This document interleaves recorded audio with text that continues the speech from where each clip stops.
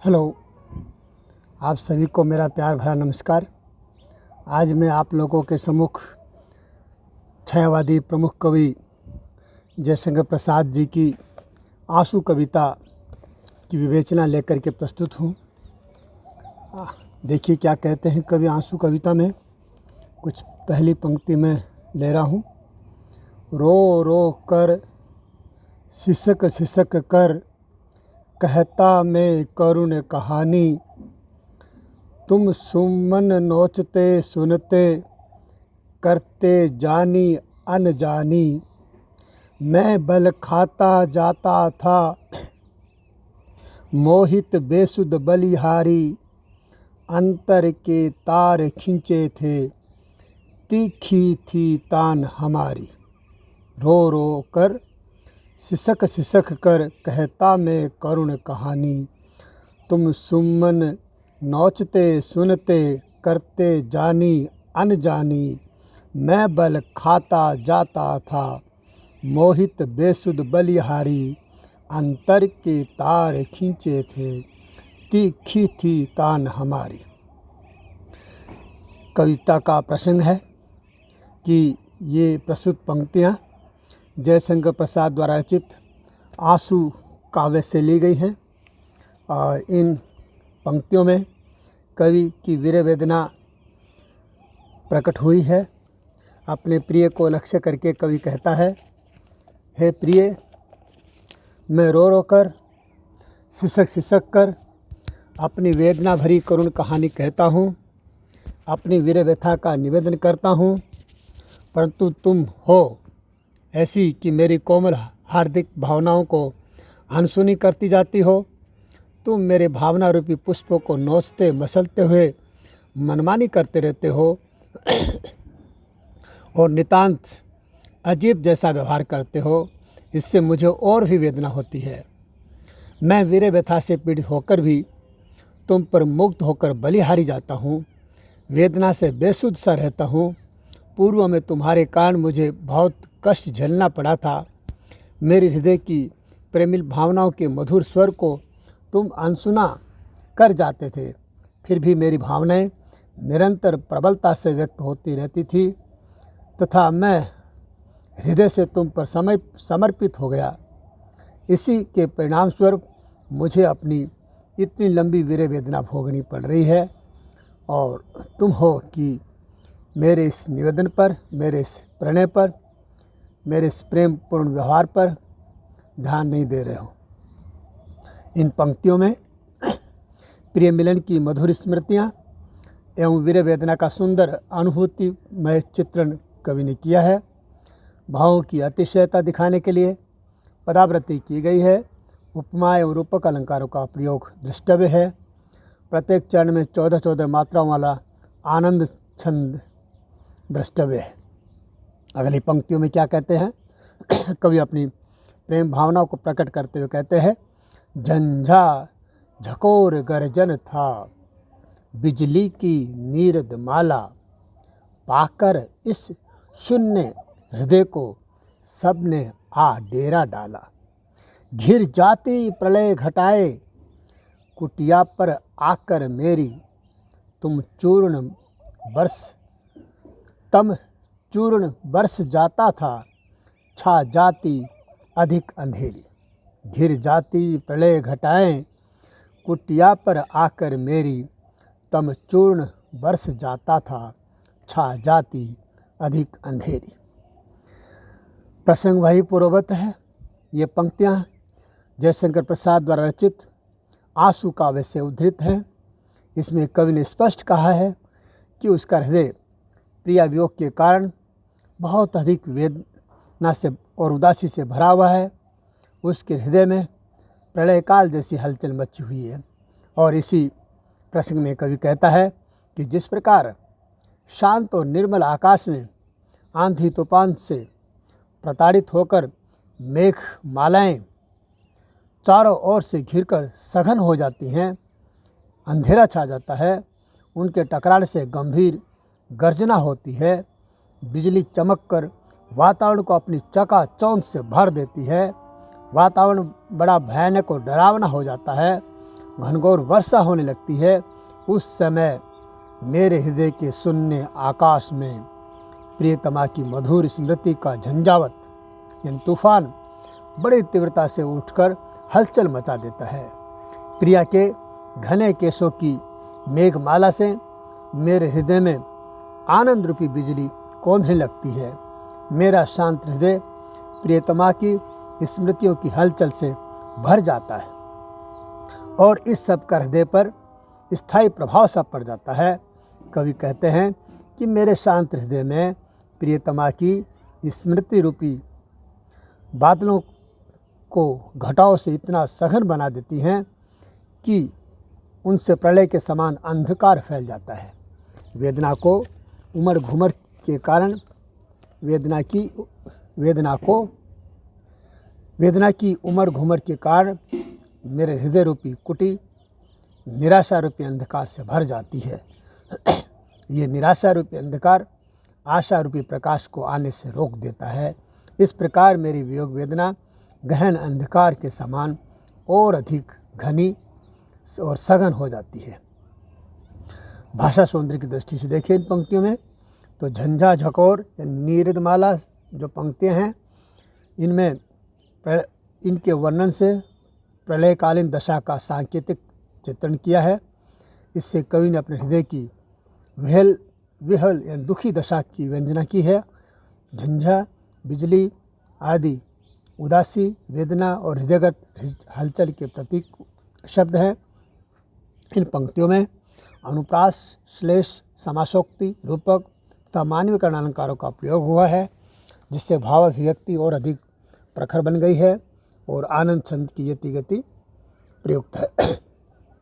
अगली पंक्तियों में बिजली माला पहने फिर मुस्क्याता था आंगन में, हाँ कौन बरस जाता था रस बूंद हमारे मन में। तुम सत्य रहे चिर सुंदर मेरे इस मिथ्या जग के, थे केवल जीवन संगी कल्याण कलित इस मग के। कल्याण का अर्थ है आनंद से है, भलाई से है। चिर यानी सदैव, मग का अर्थ रास्ते से है। और इन पंक्तियों का जो प्रसंग है पहले की तरह ही होगा और आप कह सकते हैं कि ये काव्य पंक्तियाँ जयशंकर प्रसाद द्वारा रचित आंसू काव्य से ली गई हैं। इनमें कवि ने अपनी प्रेमिका के साथ अपने मधुर संबंध का स्मरण किया है और इन्हीं प्रसंगों का स्मरण करके कवि कहता है, जब तुमसे मिलन हुआ था उस समय सारा वातावरण बहुत अधिक सुखदायी और आनंददायक बन गया था। उस समय बादलों की घटा भी बिजली की माला पहनकर मेरे हृदय रूपी आंगन को आनंदित करती थी, सुखी करती थी। उस समय आनंद रस की बूंद बनकर तुम मेरे हृदय मन में बस जाती थी। वह कौन सा क्षण था, इस बात को तुम अच्छी तरह जानती हो। कवि फिर कहते हैं, यद्यपि यह संसार सत्य और असत्य से परे केवल एक भ्रामक अनुभूति है, परंतु इन प्रतिमय दृश्यों में भी एक वस्तु सदैव शाश्वत तथा रूपवती है। वह सत्य है, वह है उसकी प्रियतमा। वह प्रियतमा ही कवि के व्यथित जीवन के कल्याण पथ की एकमात्र सहचरी है। उसी से उसके जीवन का समग्र निर्वाह हो सकता है। कवि की जो शैली है उस पर अगर विचार करें तो हम कह सकते हैं कि कवि ने पिछली मधुर स्मृतियों का उल्लेख कर प्रिया के सानिध्य को अपने जीवन के लिए कल्याणकारी बताया है। प्रेम की वेदना की मार्मिक अनुभूतियों का चित्रण देखने को मिलता है। यहाँ पर आत्मा परमात्मा के सामीप्य का आध्यात्मिक भाव भी ग्रहण किया जा सकता है और प्रतीक योजना के द्वारा इसमें प्रेम निर्वाह की स्वस्थ परंपरा व्यंजित हुई है। और अगली पंक्ति में कवि क्या कहते हैं देखिए, मधुरा का मुस्क्याती थी पहले देखा जब तुमको, परिचित से जाने कब के तुम लगे उसी क्षण हमको। परिचय राका जल निधि का, जैसे होता हिमकर से ऊपर से किरणें आती मिलती हैं गले लहर से। यह अवतरण आंसू काव्य से लिया गया है। इसमें कवि जयशंकर प्रसाद ने अपनी विरह वेदना को अभिव्यक्ति देते हुए आध्यात्मिक रूप में परमात्मा प्रिय से प्रथम मिलन का संकेत किया है। और इसी प्रसंग में कवि कहता है कि हमारा प्रथम मिलन ऐसा था जैसे बसंतकालीन पूर्णिमा की रात्रि में चांदनी के सफ़ेद आभा प्रथम बार बिखरती हुई प्रतीत होती है। जब तुम मेरे जीवन में पहली बार आई थी तब मुझे ऐसा लगा था मानो मेरी निराशाओं के अंधकार में कहीं से पूर्णिमा की चांदनी का श्वेत प्रकाश फैल गया हो। यद्यपि तुम्हारा हमारा ये प्रथम मिलन था, फिर भी ऐसा लगता था कि मानो हम जन्म जन्मांतर से परस्पर परिचित थे। कवि फिर कहता है कि तुम्हारा हमारा प्रथम मिलन तो ऐसा था कि जिस प्रकार पूर्णिमा की रात को चंद्रमा तथा सागर की लहरों का मिलन होता है, उसी रात में चंद्रमा की शीतल सफ़ेद किरणें आकाश से उतरकर सागर की सफ़ेद नीली लहरों को अपने कंठ से लगाकर मिलती हैं। उनकी यह परस्पर मिलन की बेला बहुत अधिक मनोरम और आकर्षक रहती है। वैसी ही हमारी स्थिति प्रथम मिलन की थी। यानी कवि ने इन पंक्तियों में प्रथम मिलन के आनंद की अनुभूति का चित्रण किया है। और चंद्रमा की किरणों के समग्र उभार को देखकर समुद्र में ज्वार आ जाता है, उसी प्रकार प्रियतम को देखकर हृदय में अनेक प्रकार के भावावेग पैदा होते हैं। और इन पंक्तियों में उपमा, उत्प्रेक्षा और मानवीकरण अलंकारों का प्रयोग द्रष्टव्य है। छंद आनंद है। और अगला छंद देखिए क्या कहते हैं कवि। गौरव था नीचे आए प्रियतम मिलने को मेरे, मैं इठला उठा किंचन देखे जो स्वप्न सवेरे। पतझड़ था झाड़ खड़े थे सूखी थी फुलवारी में, किसले नव कुसुम बिछाकर आए तुम इस क्यारी में। किंचन का मतलब अभागा होता है, तुच्छ भी होता है, किसले का अर्थ कोमल। ये अवतरण कवि जयशंकर प्रसाद के आंसू काव्य से उद्धृत है। इसमें कवि ने प्रियतम के आगमन तथा उसके सानिध्य सुख का वर्णन किया है। और उसके वर्णन का चित्रण करते हुए कवि कहता है कि जब मुझे पता चला कि मेरी प्रियतमा अपने ऊंचे आसन से उतरकर अर्थात अपने रूप के अभिमान को त्याग कर मुझसे मिलने के लिए मेरी कुटिया पर आई है, तो मैं उसी प्रकार उल्लास के कारण इठला उठा, जैसे कोई अभागा व्यक्ति प्रातःकाल का मधुर स्वप्न देखकर प्रसन्न होता है। कहने का मतलब यह है कि प्रातःकाल का स्वप्न कभी निष्फल नहीं जाता। उसी प्रकार प्रियतमा से मिलन भी निष्फल नहीं जाएगा। इसी भावना से कवि कहता है कि प्रियतमा के आने से पूर्व मेरा जीवन पतझड़ की तरह नीरस था। मेरे जीवन रूपी उपवन में शून्यता थी, नीरसता थी। उसमें यथार्थ जगत के संघर्षों और अभावों के झाड़ खड़े थे। सारी फुलवारी सूखी थी, उसमें सरसता का कोई निशान नहीं था। ऐसी स्थिति में प्रियतमा ने आकर सूखे झाड़ों के स्थान पर सुकुमार कोंपलों तथा नए पत्तों वाले हरे हरे निकुंज एवं नवीन पुष्पों की महक से युक्त क्यारियों का उल्लास फैला दिया। भाव यह है कि मेरे नीरस जीवन एवं हृदय में सरसता तथा आनंद का संचार कर दिया।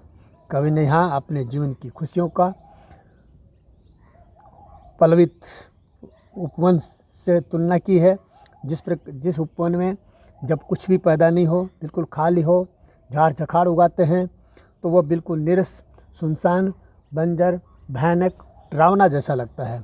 परंतु उसी के झाड़ झखाड़ साफ करके उसमें सुंदर सुंदर फूल लगाए जाते हों और उनमें कोमल कोमल पत्ते जब आ जाएँ, उनमें सुंदर सुंदर कलियाँ आ जाएँ, जब फूल खिल जाएँ, तो वही उपवन बड़ा आकर्षक और मनोरम हो जाता है।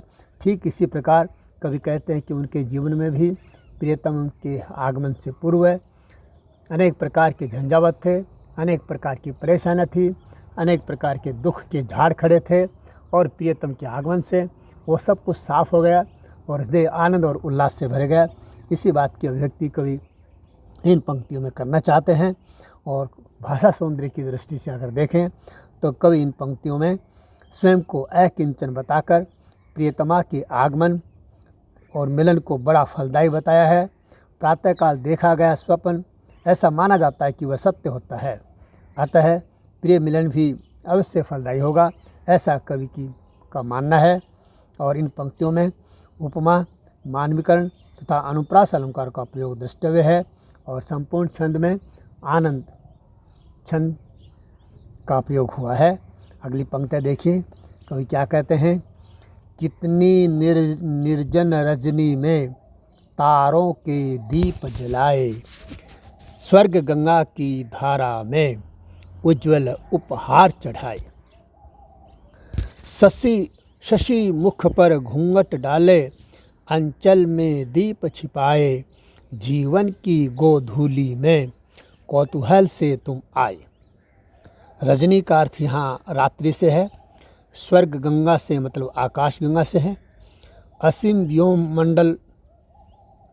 व्योम का मतलब असीम आकाश से है, गोधूली का मतलब संध्या का समय। प्रस्तुत अवतरण कवि प्रसाद जी द्वारा रचित आंसू काव्य से लिया गया है। इसमें कवि ने प्रियतम के आगमन के लिए प्रेमी द्वारा की गई प्रतीक्षा और उल्लास का वर्णन किया। उल्लास का वर्णन करते हुए कवि कहते हैं कि न जाने कितनी निस्तब्ध निर्जन रात्रियों में मैंने तुम्हारे आगमन के मार्ग को आलोकित करने के लिए असंख्य तारे रूपी दीप जलाए और उन्हें आकाश गंगा की धारा में उज्ज्वल या चमचमाते हुए भेंट के समान चढ़ाए। कहने का मतलब यह है, वे दीपक मन की उज्ज्वलतम साधना के ही उपहार थे। कवि ये कहना चाहते हैं, हे प्रिय, तुम्हारे आगमन के लिए सफलतापूर्वक पहुंचने के लिए मेरे मन में अनेक सुंदर भावनाओं का उपहार तुम्हारे रास्ते में बिछाया। कवि फिर कहता है, जिस प्रकार कोई चंद्रमुखी नारी अपने अंचल की ओट में दीपक छिपाकर संध्या काल को आलोक बिखेरती है, उसी प्रकार जब मेरे जीवन में निराशा का काला अंधकार फैला हुआ था, तब तुमने आशा का उज्जवल दीप जलाकर मेरे जीवन के अंतिम काल को तथा निराश मन को प्रकाशित कर दिया था। इस तरह तुम्हारा आकस्मिक और अप्रत्याशित आगमन मेरे लिए आश्चर्यकारी बन गया था। कवि का कहने का मतलब यही है कि प्रियतम के आगमन के समय कवि के मन में निराशा थी, दुख था, भय था, आशंकाएं थी और प्रियतम के आगमन के बाद जीवन में आनंद का संचार होने लगा। विशेष दृष्टि से देखें, भाषा सौंदर्य की दृष्टि से विचार करें तो प्राय ये कह सकते हैं कि प्राय ऐसा माना जाता है कि प्रियतमाएं अपने प्रियतम के कुशलतापूर्वक लौट आने की मधुर कामना से नदियाँ सरोवर तट पर जाकर दीपक जलाकर लहरों में विसर्जित कर देती हैं। दीपक का उस समय बुझ जाना बड़ा अनिष्टकारी माना जाता है। प्रेमी ने भी आकाश गंगा की धारा में सहसा नए बुझने वाले तारे रूपी दीपक अर्पित किए, जो कि उसके लिए उपहार स्वरूप ही थे। इन पंक्तियों में उपमा और रूपक अलंकार का प्रयोग हुआ है और आनंद छंद की लय गति बिल्कुल उचित है। और इसी के साथ आज इन व्याख्याओं का सिलसिला यही समाप्त करता हूँ। शेष अगले वीडियो में इस आंसू कविता की पंक्तियों की व्याख्या लेकर के फिर से प्रस्तुत होऊंगा। इसी के साथ आप सबको बहुत बहुत धन्यवाद, आभार।